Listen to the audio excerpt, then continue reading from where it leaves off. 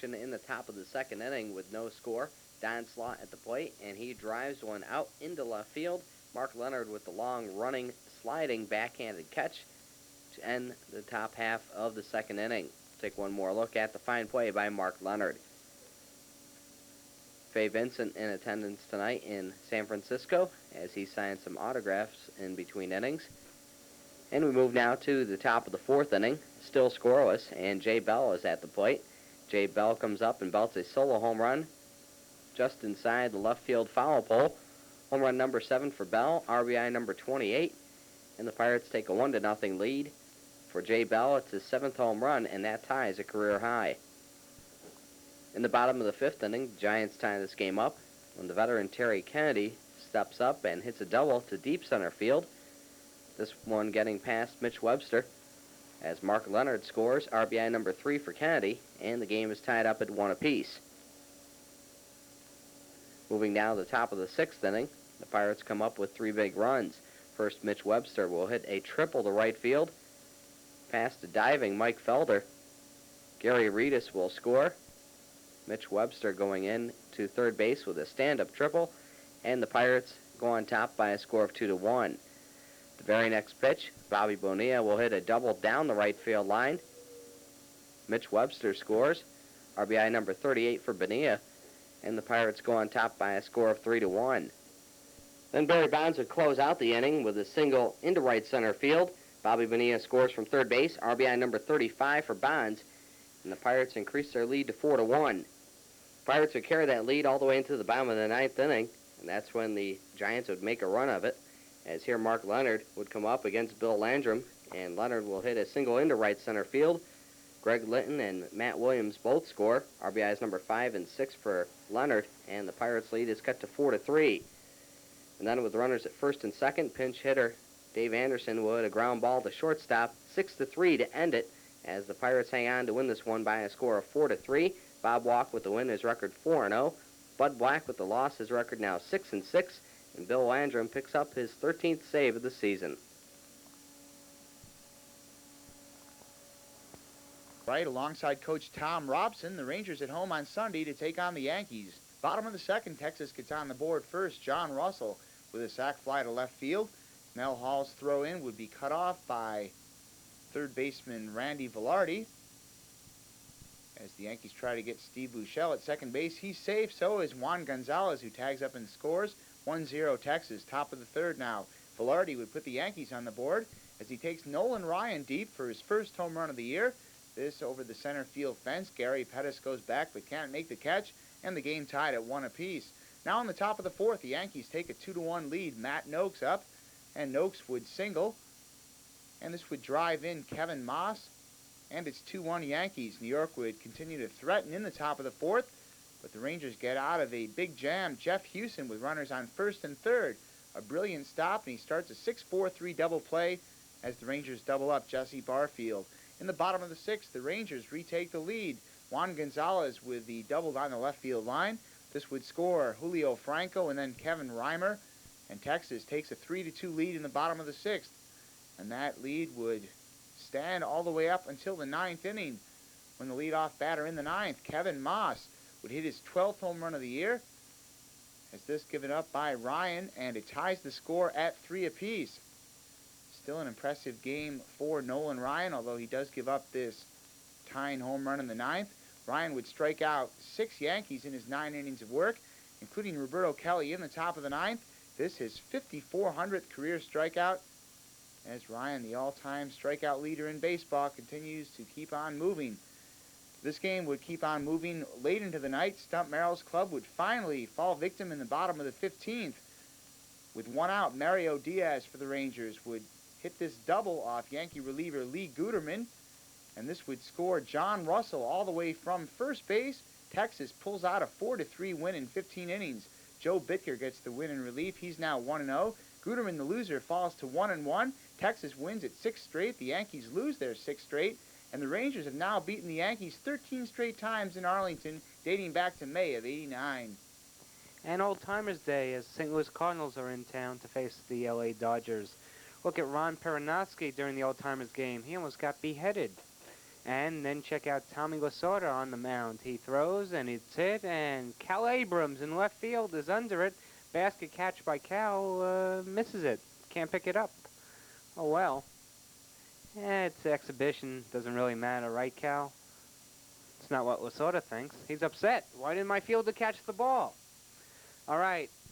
St. Louis and L.A., no score. Top two. Bobby Ojeda on the mound, bases loaded, and he walks Jose Oquendo. And Pedro Guerrero scores 1-0 St. Louis. They score another run on a ground out, 2-0 St. Louis in the second. Darryl Strawberry, bottom four, against Ken Hill with a fielder's choice. It's a ground ball to Pedro Guerrero. Bad throw, though, and safe at the plate is Brett Butler, 2-1 St. Louis through four. Bottom six, Lenny Harris at the plate, and he ekes a single through the right side. Darryl Strawberry scores. It's a 2-all tie. Then Gary Carter comes to the plate, and he breaks the tie as he hits a perfect hit-and-run play with Lenny Harris crossing from first to third. This is Eddie Murray scoring, 3-2 L.A. And Darryl Strawberry, bottom seven now, lines a single to right field. Felix Jose with the sliding attempt, can't get it. Brett Butler scores. An insurance run, 4-2 L.A. Now lots of insurance runs as Eddie Murray roughs up Tim Sherrill for a 3-run home run into the bullpen in left field. And that was career homer number 386, number 7 on the year. L.A. now leads it by 5, 7-2. And not much left for St. Louis to do but dismantle the baseball. Take it out on the ball, Milt Thompson says. Anyway, Bobby Ojeda taking it out on the Cardinals. He pitches a complete game 4-hitter as he gets Rex Hudler to ground out to end the ball game. And St. Louis falls 7-2. Ojeda 6-4. Ken Hill 6-4. Jim Lefevre was on the horn to the bullpen early and often on Sunday, the Mariners hosting the Tigers, but it wasn't always the fault of the pitching staff, as in the top of the second, Ken Griffey Jr. drops this low liner by Skeeter Barnes. On the play, Cecil Fielder scores on the error, 1-0 Detroit. Then still in the top of the second, Rob Deere at the plate. He hits this fly ball to right field. Watch as Jay Buhner drops the ball. However, he does pick up a force play at second base, so no error on the play. However, a runner comes in to score as Mickey Tettleton comes in, and it's 2-0 Detroit. The Tigers would make it 3-0 in the top of the second.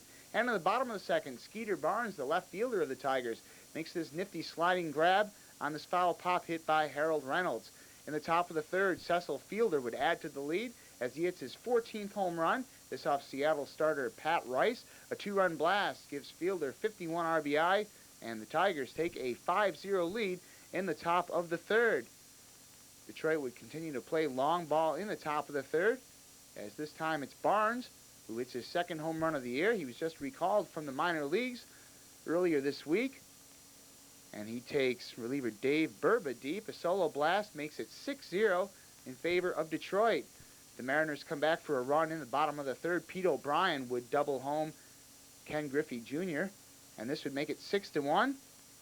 But Seattle never really in this one, as Detroit would get a solid pitching performance from Bill Gullickson. He works 8 innings, scattering 10 hits, allowing just 2 runs while striking out 4, including Jay Buhner here in the 8th. Detroit wins 7-3. Gullickson, the winner, is 8-3. Rice, the loser, 1-1. And a happy Father's Day from Randy Johnson and all of us at SNS. As the Padres play host to the Cubs. Pick up action here in the top of the third inning. The first pitch to opposing pitcher Greg Maddux, and he puts it over the left field wall for his first career home run as the Cubs go on top by a score of 1-0. Padres come back, though, in the bottom of the fourth inning. Gerald Clark up at the plate, and he hits a ground ball to Mark Grace. A nice stop by Grace. He bobbles the ball but recovers and throws to first for the out. But Bip Roberts at third base scores easily, and the game is tied up at 1 apiece. Moving now to the top of the fifth inning, rookie Jose Melendez will strike out Doug DeCenzo on a call third strike to end the top half of the fifth inning. Melendez went 7 innings, allowing just 2 runs on 6 hits while striking out 8 batters. He makes a mistake, though, in the top of the sixth inning when Mark Grace steps up, and Grace will hit a solo home run just inside the right field foul pole. For Grace, it's home run number 4, RBI number 31, and the Cubs take a 2-1 lead. That lead would be short-lived because in the bottom of the sixth inning, Gerald Clark will come up and belt a 2-run home run to left field. Tony Gwynn scores home run number 4 for Clark, RBIs number 22 and 23, and the Padres take the lead for good at 3-2. Moving now to the top of the ninth inning, with the Padres up 4-2, Rick Wilkins will ground out to first base, 3-1 on the putout, as the Padres win this game by that score of 4-2. Jose Melendez with the win, his record 2-2. Greg Maddux with the loss, his record 6-4. And Larry Anderson picks up his second save of the season. Well, maybe Sunday afternoon at Comiskey Park, his Kansas City Royals score 8 in the second inning against the Chicago White Sox and Alex Fernandez. Kevin Seitzer loops a single to right field that scores Jim Eisenreich on a close play at the plate, 1-0 KC. That's followed by Brent Maine at the plate. Maine hits one looping to right field that scores Kevin Seitzer, 2-0 KC. Then Terry Shumpert comes from the dugout to home plate to the left field fence, out of here for his third homer of the year, a 2-run shot, 4-0 KC. Then George Brett comes to the plate. He doubles to right field. That scores David Howard and Brian McRae, 6-0 Kansas City. Things aren't done for Fernandez yet, because here comes Danny Tartable with a looping single to center field, scoring Kirk Gibson and George Brett, 8-0 KC through 1.5 innings. Bottom three, Dan Pasqua gets Chicago on the scoreboard against Mark Gubiza. He singles home Ozzie Guillen, make it 8-1 KC. It was 8-3 KC after 4. Bottom 5, Matt Murillo against Mark Gubiza bloops a single into left center field, and it plates Frank Thomas, 8-4. White Sox coming back. But in the top of the 7th, Kirk Gibson at the plate, and he delivers with a long fly ball to left field. It's a home run off of Scott Radinsky, his 10th home of the year for Gibson. It's 9-4 KC through 6.5. 9-4 Kansas City was the final on this Father's Day. Mark Gubiza 3-3, Alex Fernandez 2-7. Milwaukee on Sunday afternoon, the Brewers hosting the Oakland Athletics, bottom of the first. B.J. Surhoff at the plate. He hits this fly ball to right, misjudged by Jose Canseco. Nonetheless, Canseco goes back to make the lunging grab on the play.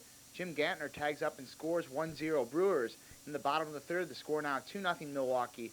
And then it would be Greg Vaughn with a 2-run double on the left field line. This would score Surhoff. And then Robin Yount, 4-0 Brewers. It was Vaughn who hit 2 home runs in Game 1 of Saturday's doubleheader against the Athletics. The Brewer fans would have something else to cheer about in the bottom of the 5th. Rick Honeycutt comes off the disabled list, and the first batter he faces all season is Franklin Stubbs.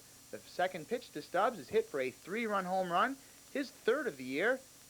And the Brewers take a 7-1 lead, and the rout is on in Milwaukee in the bottom of the 5th.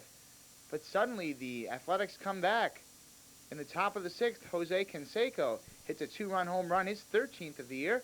This coming off Brewers starter Chris Bosio. 42 RBI now for Canseco, and it's 7-3 in favor of Milwaukee. Then in the top of the 8th, the score now 7-4 in favor of the Brewers. And former Athletic and Brewer great Sal Bando, who now works in the Milwaukee front office, checking out the action. He would see McGuire hit a 3-run home run on the top of the 8th. McGuire's second home run of the game is his 11th of the year. This comes off reliever Darren Holmes, and the 3-run blast ties it at 7 apiece. So the A's rally from a 7-1 deficit. But Tony La Russa's club would lose it in the bottom of the 9th as Greg Vaughn hits Gene Nelson's first pitch for a grand slam home run. Vaughn with 6 RBI in the game. Milwaukee wins 11-7. Chuck Krim, the winner, is 4-4. Nelson, the loser, falls to 0-1. The Brewers win it in the bottom of the 9th.